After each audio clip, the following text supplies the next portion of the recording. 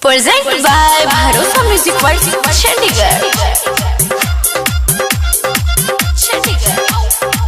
सुनो हमर लभर मुड़ जाई जदी बिगड़। सुनो हमर लभर मुड़ जाई जदी बिगड़। खाली पीछे पीछे हमारा घूमत रहता। अरे पूछल खाली जाए मुहा कहता। लभर के लइका साला बुआ कहता। पूछल पे खाली जाए मुहा कहता। लभर के लइका साला बुआ बुआ बुआ बुआ बुआ कहता।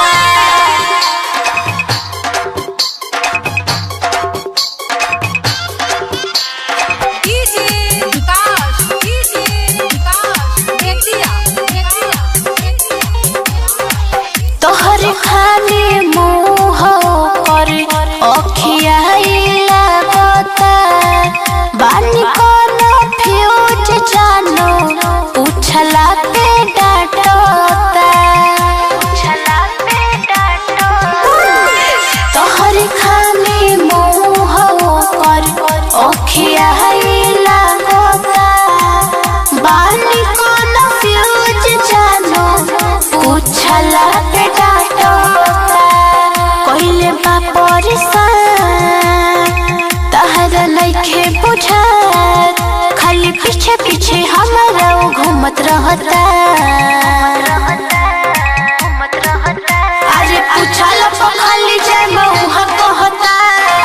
लभर के लइका साला बुआ कहता। पूछल खाली जाए मुहा कहता। लभर के लइका साला बुआ बुआ बुआ बुआ कहता।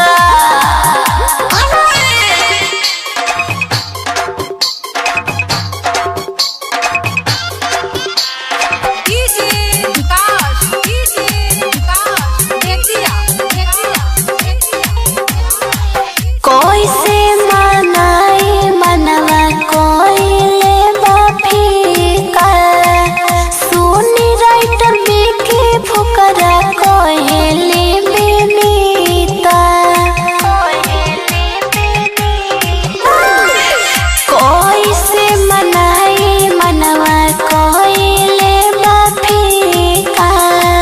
सुनी राइटर बिके फुकरा कोइले